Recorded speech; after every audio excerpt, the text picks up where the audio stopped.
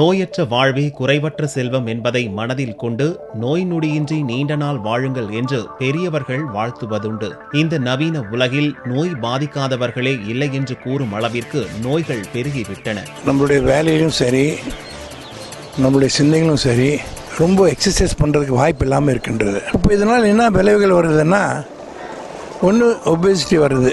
ஒபேசிட்டின்னா அளவு மீறி நம்ம கொழுப்பு சேருது உடம்புல.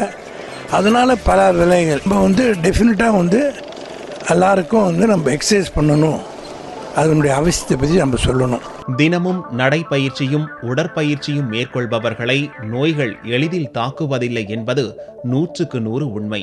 இதனால் எடை குறைதல், தசை வலுவடைதல் மட்டுமின்றி இதய நோய்கள் எட்டி பார்ப்பதில்லை.